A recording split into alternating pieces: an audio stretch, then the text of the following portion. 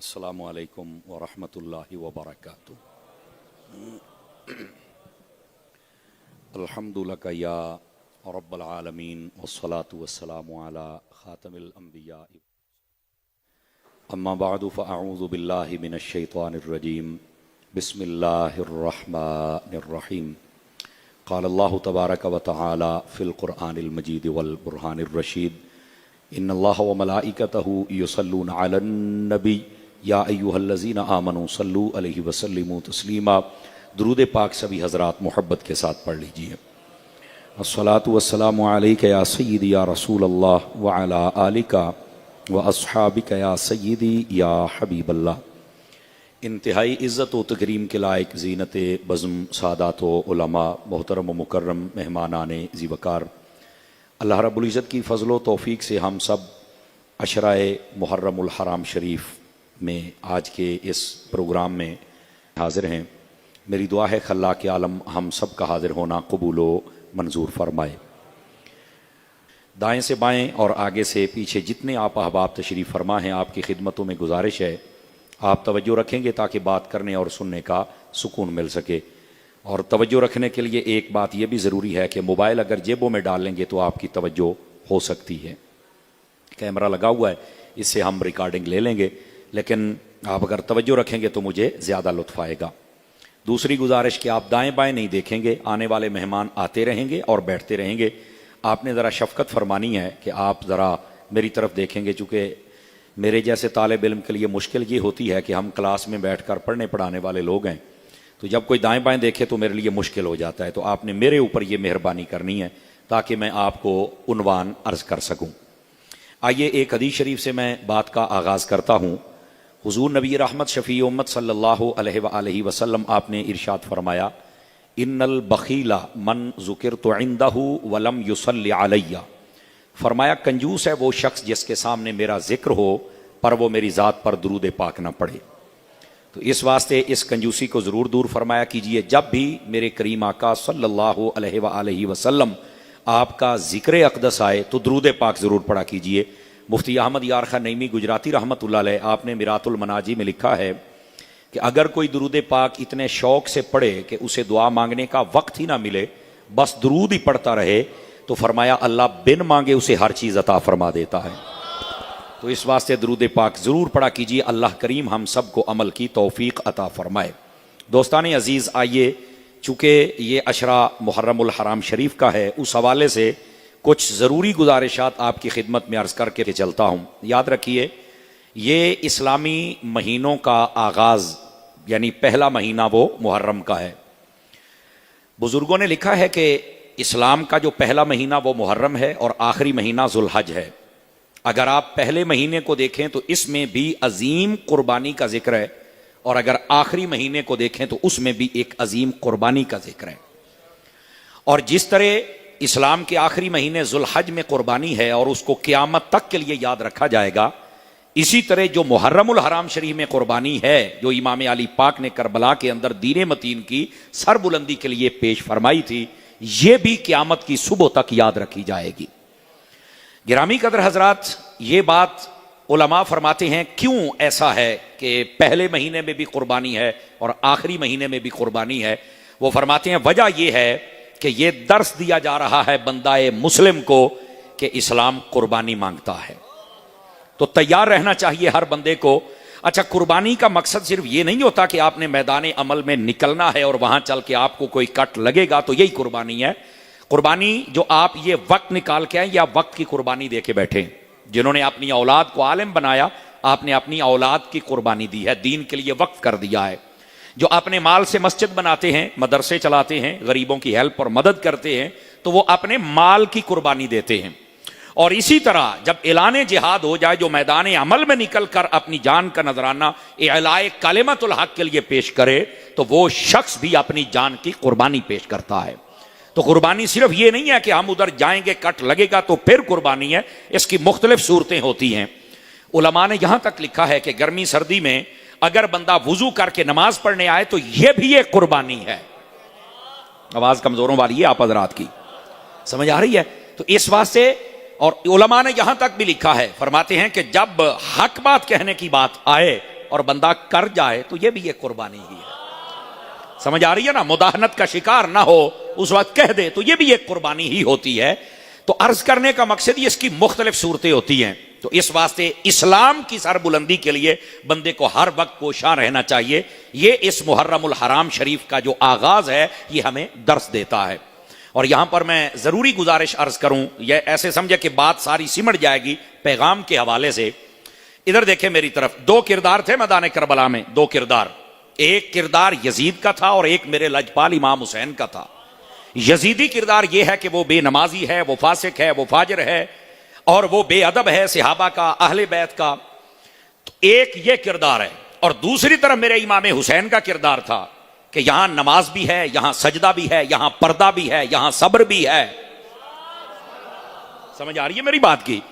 उसके बाद क्या है, यह सुनने वाली बात है। अदब सहाबा का भी है और अहले बैत का भी है। ये है, ये दो किरदार हैं। एक यजीद का किरदार है और एक मेरे इमाम हुसैन का किरदार है। मेरे जुमले का वजन महसूस कीजिएगा। वैसे ये जहां जहां मैंने बोला है ना, चंगे चंगे बंदे चुप हो जाते जे, जुमले में वजन है। सारा साल कोई बंदा काम यजीद वाले करे और 10 मुहर्रम नु देगा इमाम हुसैन दियां पका के बह जाए। मेरी बात को समझने की कोशिश फरमाई जाए भाईजान।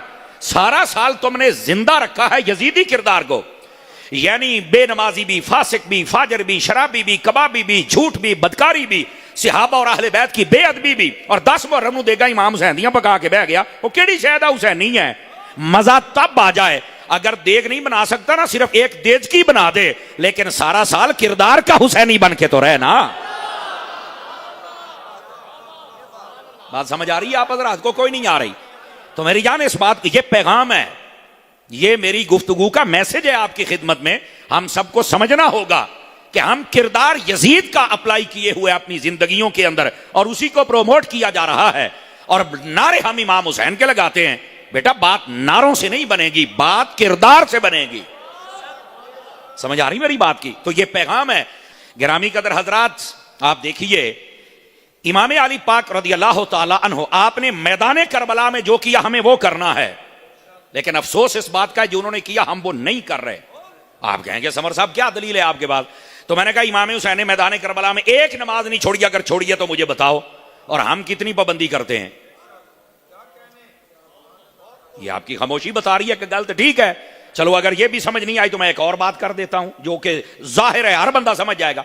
आप देखें जब मुहर्रम शरीफ आता है, बिलखुसूस 10 मुहर्रम, एक सड़क पर आप 5 किलोमीटर सफर करें तो 20 बंदे सबील लगा के बैठे हैं पानी की, सबको पानी पिला रहे हैं। हमारे अहले सुन्नत में सबील लगाना भी जायज है, पानी पिलाना भी जायज है। जे सबील लाने वाला भी आशिक होवे ता रंग ना भनिया करो, सीधी गल सुन के सुन लिया करो। हाँ, ये हमारी जिम्मेदारी है। अगर हम यहां से हक नहीं बोलेंगे तो कौन बोलेगा? तो इस वास्ते आप सुन्नी बंदे की सबील से पानी पी सकते हैं, चावल खा सकते हैं। समझ आ रही ना मेरी बात की?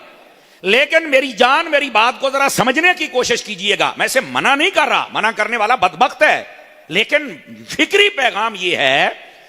आप पूरा करबला का वाकया पढ़ के कोई माई कलाल मुझे साबित कर दे कि इमाम हुसैन ने पानी की तरफ तवज्जो फरमाई है। इमाम हुसैन की तवज्जो पानी की तरफ थी नहीं और असी सारे ही पानी लाई बैठे हैं। मुश्किल है तकरीर। मैं आके जी गल्लां सुन के चंगे चंगे चुप हो जाते जे। हम करबला सुनते हैं, सोर वाले मौलवी स्पीकर खुले, जुड़ जाओ जनाब। ओ खुदा दा ना आयो, इस कौम को कुछ दे छो। और इस कौम को भी शऊर होना चाहिए कि हमने कुछ लेना है। अजीजा ने गिरामी कदर इस बात को समझो, इमाम हुसैन ने पानी की तरफ तवज्जो ही नहीं फरमाई। मेरी जान, नहीं तवज्जो फरमाई आपने। और हमारी सारी तवज्जो पानी की तरफ है। सबीला लगियां, मुंडे खलोते ने, रक्षे रोक रोक के, गड़ियां रोक रोक के पानी पिलान डे ने। अच्छी बात है, लेकिन इमाम हुसैन की तवज्जो मेरी जान पानी की तरफ नहीं थी, रब की तरफ थी। पूरा वाकया करबला पढ़ो, मैं चैलेंज से कहता हूं, कोई एक बंदा साबित कर दे सही सनद के साथ कि अहले बैत की जितनी पाकीज़ा खवातीन वहां पर थी, किसी ने बेसब्री की हो या फिर बेपर्दगी की हो। चैलेंज है मेरा। मैं साबित करूंगा ना बेसब्री की है। जाहिर सी बात, इतना दुख देखकर आंखें तो बह निकलती हैं, लेकिन बेसब्री नहीं, सारनंगा नहीं किया, अपने चेहरे पर हाथ नहीं मारे, सीने पर हाथ नहीं मारे, सब्र किया है। चूंकि बेसब्री से सवाब जाया होता है और अहले बैत हैं ही सब्र वाले। हम आपको साबित करते हैं अहले बैत की तवज्जो सब्र की तरफ थी। सैयदना इमाम अली मुकाम और सारे खानदान की तवज्जो सबर की तरफ है, आज हमारी तवज्जो रोने धोने की तरफ है। वाक़या करबला याद आ जाए, आप जिस जहां जगह बैठे हैं, जिस महीने में बैठे हैं, आपके दिल में इस बात का दुख पैदा होता है कि वाक़या करबला ऐसे क्यों हुआ यार। और आला हजरत ने फरमाया जिसको वाक़या करबला याद आए और दिल में दुख पैदा ना हो तो उसको इस दुख से ही मर जाना चाहिए कि मेरा दिल एडा ही पत्थर है, ये दिवे दुख ही नहीं पैदा होया। लेकिन आगे ये भी लिखा कि इस दुख का मतलब ये नहीं है कि सिर दे इमाम ला के साइड ते मारो तो जनाब अली हाथ मारो, मुंह ते सीने ते कपड़े पाड़ दिया तो हला लला पा छो। फरमाया ये बेसब्री है, ये जाहिलों का काम है। जितना मर्जी बड़ा दुख आ जाए सब्र ही रब को पसंद है। आला हज़रत साहब रहमतुल्लाह ने लिखा। तो करबला वालों की तवज्जो तो पर्दे की तरफ है और सबर की तरफ है। और हम आप देखना मुहर्रम के दिन है ए रोड ते जनाब बीबियां बीबियां तुहानू दिसणियां ने, वो केड़ी मखलूक है, कौन है ये? खुदा का खौफ करें, बात समझने की कोशिश करें भाईजान। तो इस वास्ते इन पाकों के नाम पर बेपर्दगियां नहीं, बात समझ आ रही है आप हज़रात को? इन पाकों के नाम पर बेसब्रियां नहीं, पर्दा भी करवाओ अपनी औरतों को और सब्र की तलकीन भी करो। यह है पैगाम, इस पैगाम को याद रखना है क्योंकि यह मुहर्रम शरीफ है। समझ आ रही ना? 10 मुहर्रम का दिन तो कम अज कम हमारा मस्जिद में या किसी सुन्नी आलिम के साथ गुजरना चाहिए ना। 5 नमाज़ां पूरियां बंदा पढ़े, कुरान मजीद भी पढ़े और सिर्फ ऐनी गल कर छड़े कि लजपालो तुसी तो नेज़े ते चढ़ के कुरान पढ़ते रहे हो, असी मसीह ते बह के तुहाडी गुलामी का हक अदा करते रहे हैं। तो अगर उस दिन हम नहीं पढ़ रहे तो हम क्या कर रहे हैं? तो जिधर मेरे इमाम की तवज्जो है आज उधर हमारी नहीं है, जबकि हमें उधर तवज्जो करनी चाहिए। अंडरस्टैंड? हुण भायन मैनू कहंदे ने ओ पलंबर दे भी रैंच टैट कर, हुण दसो मैं जावां किहड़े पासे? हालांकि जिन्ना फकीर ने उन्होंने दबिया ना, इदां समझो मोया पिया, ओ दब दिता है। यकीन अल्लाह ते करो, यदि क्या जुर्रत है गल्लां करदा सी। हमने बड़ा बर्दाश्त किया, फिर उसकी बोली में जब हमने जवाब दिया ना, चीकां हुण निकल दियां जे। इस वास्ते ये तो हुण समझो मर गया, ओदी फट्टी पोची गई। बस मैंने बताया था यहां ओ यजीद वर्गे नहीं रह, ए कहंदा मैं मंगोल हुन्ना। मैं कहा असीं तां तेरे प्यो नहीं छड्डे, असीं तां ततारी नहीं छड्डे। इत्थे तां अकबर बादशाह जिहड़ा नवां दीने अकबरी लैके आया सी, ओए असीं ते ओनू नहीं छड्डिया, तू तां बन्ने ही कमरे दे विच, तेरी की औकात ही कोई नहीं है। नवीं गल्लां तो अर्ज करने का मकसद ये है, ये समझो मर गया, खत्म। बस वो बकवास याद करके शायद कोई यहां बैठा होगा पागल सिर फिरिया जे को उनको सुन लवे तां, वरना सब नूं पता लगे साफियां ने कह छड़िया है पागल है, बदतमीज है, जाहिल है। उलमा ने दसिया बई ये जाहिल है। आ जदों ईरान इसराइल की जंग लगी, सारियां नूं पता इसराइल नूं अपना प्यो ही कह छड़िया इन्हें तां हैं। पाकिस्तान दे नाल मसला बनया तो कहंदा जी असीं ते जंग कर ही नहीं सकदे, ते साडे मलंगा ने 3 घंटे 45 मिनटां इंडिया नूं पाया ना लम्मा। समझ आ रही है? ते फिर कहना नहीं इन्हां दे कोल ईमान दी ताकत हैगी। ते मैं कहा बेईमाना इसे तो कहने बाहर निकल, तू भी साडे नाल रल है, तू तो अंदर लोग। तो कहने का मकसद ये है, ये वो बंदा है जो हर रोज बयान बदल के जिवें कहंदे ने थुक करके फिर चटदा है, बल्कि उल्टी चटदा है, बल्कि गंद। ये वो गंदा इंसान है। तो इसकी कोई औकात और हैसियत नहीं रह गई। मैं समझता हूं ऐसे बंदे को डिस्कस करके एवं को 5-10 मिनट असीं जाया करने होंदे ने। जिद्दां हूं असीं ओनू मारिया है ना, इदां कोई नहीं मार सकता। ये बड़ा सहाबा और अहले बैत के खिलाफ, मैं साडा सहाबा नूं रदी अल्लाह अन्हु कहण नूं दिल नहीं करदा। मिर्जा कहंदा ते मैं कहा साडा ना तैनूं मुसलमान कहण नूं दिल करदा ते ना बंदा कहण नूं दिल करदा, साडा भी नहीं दिल करदा है। ये क्या तमाशे बनाए हैं बाबे शाही को, अल्लाह दे बंदे, क्या चबड़ों वाला हाल। हकीकत ये है, पहली उम्मतें पढ़ लें तो तब भी बुजुर्ग हैं, ये उम्मत है तो तब भी बुजुर्ग हैं। और बड़े बड़े लोग आए जो बुजुर्गों के लिए, उनके ये थे कि हम इनको मिटा के रख देंगे। दाता साहब ते बंब नहीं फटिया, बोलो राती 10,000 बंदा सी, सवेरे 5 लाख बंदे ने नमाज फजर पढ़ी है। बंब दे नाल ते सारे दौड़ जाते हैं, 8-8 दिन अद्धा शहर बंद रहिंदा है। बाबा फरीद पाक धमाका हुआ कि नहीं हुआ है? राती 500 बंदा सी, सवेरे 5 लाख बंदा सी। मैं क्या की हो गया इत्थे? बंब फटाए असी तां बाबियां तो दूर नहीं होए, तू तो निक्की जी छुरली है, तुम क्या कर लोगे पुत्र? इत्थे कुछ नहीं होना, इत्थे यजीद वर्गे आए थे चले गए। समझ आई ना?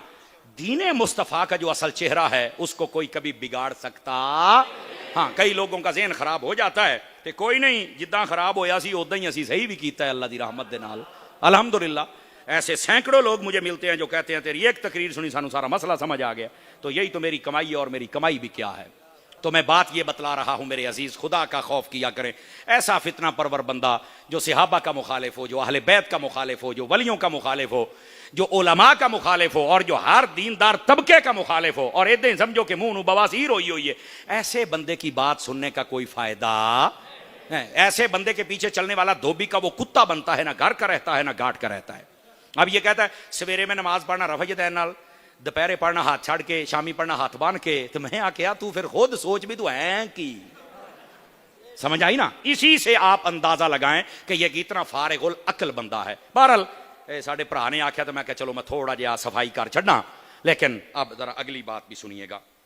वाक़या करबला, इसमें एक सवाल ये होता है, आज ये अपना अकीदा फिट करके जाओ कि नबी पाक की आल गई है, सहाबा नहीं गए। इतराज है जी?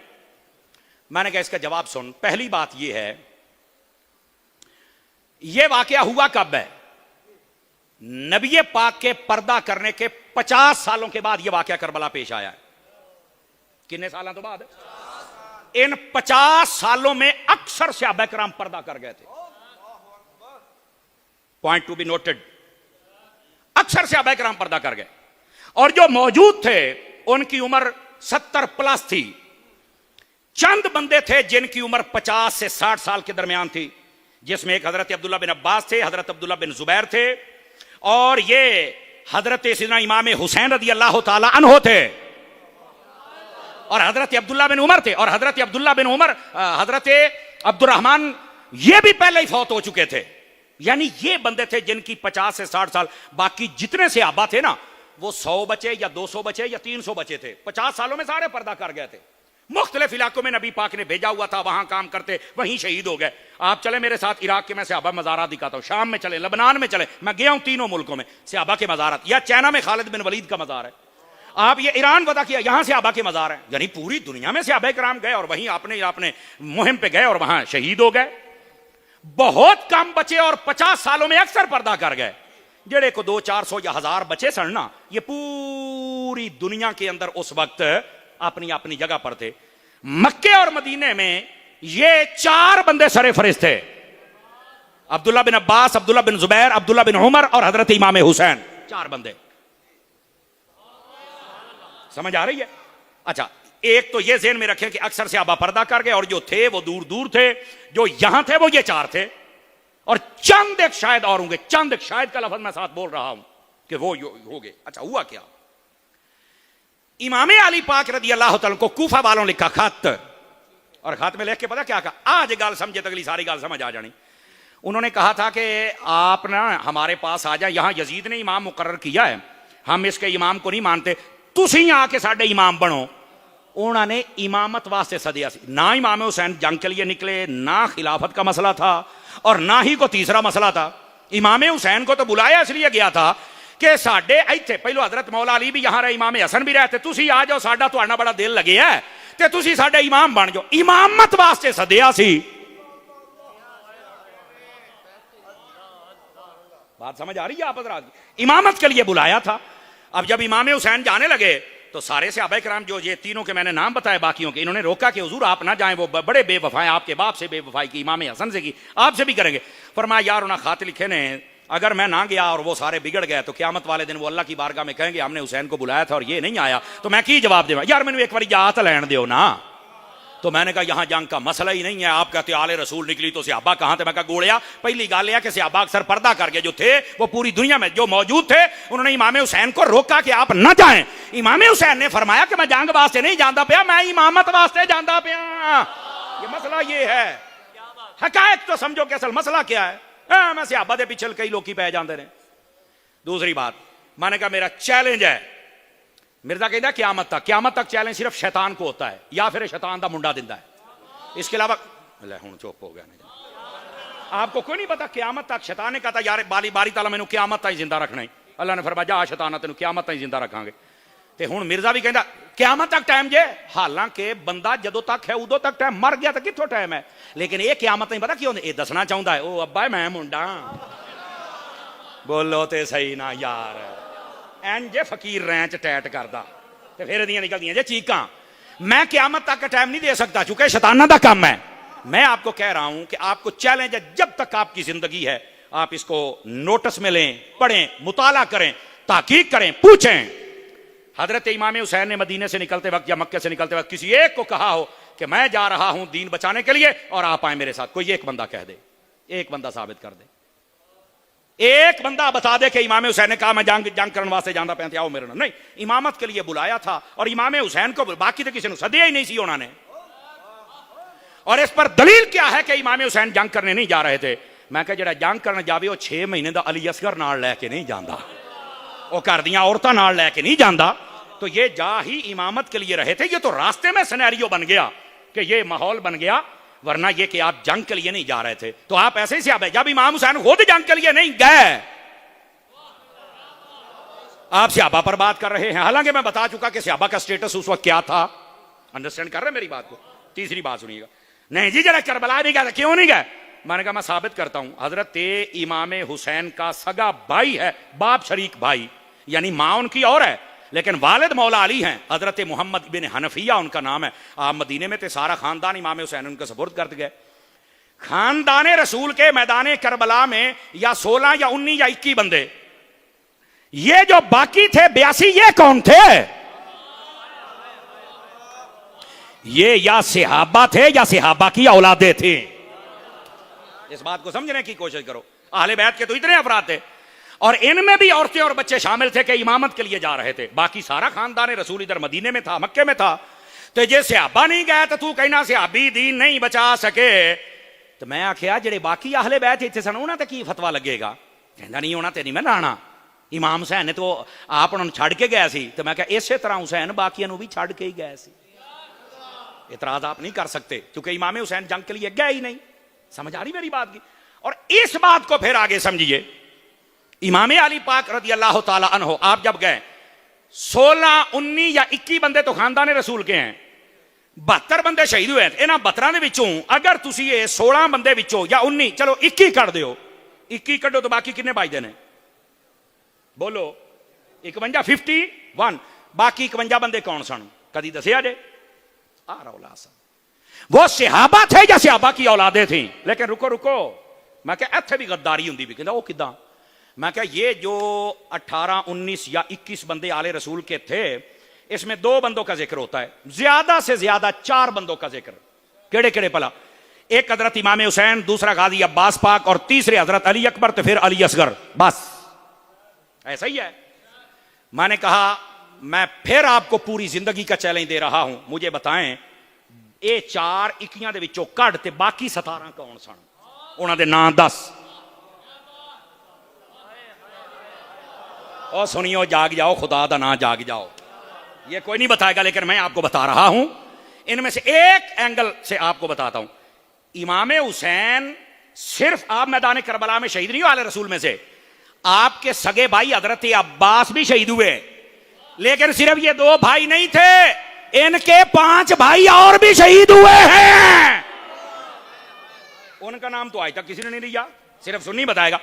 एक है हजरत इमाम हुसैन बिन अली, दूसरे का नाम है हजरत अब्बास बिन अली, तीसरे का नाम है अबू बकर बिन अली, चौथे का नाम है उमर बिन अली, 5वें का नाम है उस्मान बिन अली, 6ठे का नाम है जाफर बिन अली, और जो 7वां है उसका नाम है अब्दुल्ला या अबैदुल्ला बिन अली।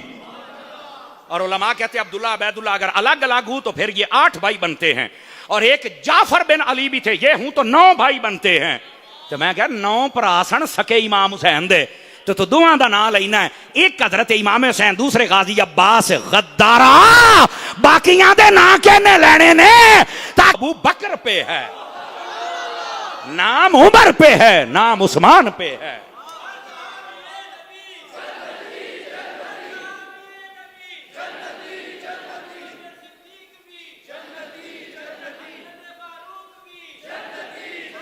अब बात समझ आई है हजरत आपको कि कोई नहीं आई? सहाबा कराम पर एतराज करना तो आसान है, लेकिन स्टेटस मैंने बताया कि उस वक्त क्या था, वो कहां थे। और इधर देखिए, ओ भाई मैदान करबला में जब रास्ता रोका था ना इमाम अली पाक का, इधर देखो मेरी तरफ, तो इमाम हुसैन ने फरमाया था, तवज्जो करिया जे, इंज दे मुक्तदी कदी ना बनया जे, इंज दी साडे नाल प्यार कदी ना करिया जे। आ साडे कई मुंडे, असी जदों कोई जुमला बोलने ना मिर्जे नूं, साडे कई मुंडे ही थल्ले, अल्लाह दी कसम ना, ते मैनूं अफसोस हुंदा है। इहदे बाकी सारी तकरीर सुनी पर ऐ नहीं सी कहना चाहिदा कि अब्बा लगदा ही, क्यों एडा प्यार तेरे दिल च आया? कौन होना तू यार गल्लां करन वाला? कुछ शर्म करो यार, उसने पूरे दीन का नक्शा बदला है और हम जब गिरेबान में हाथ डालते हैं तुम हमारे मुखालिफ हो जाते हो। यह कूफियों वाली रवेश है। इमाम हुसैन का जब रास्ता रोका गया ना, तो इमाम हुसैन ने फरमाया, ओए तुसी खत लिख के मैनू सदिया ते हुण तुसी जनाब अली मेरी मुखालफत भी करते पे हो। आपने फरमाया तू नहीं खत लिखिया, तू नहीं लिखिया, तू नहीं लिखिया, तू नहीं, सारे सिर सिट इदां खलोते ऐ ना सानू सदिया करो। साध के तकरीरां भी सुनते बाद कहते आ गल नहीं सी करनी, आ नहीं सी करनी, तो फिर मैं पूछना देना ओ सदिया तो तू नहीं।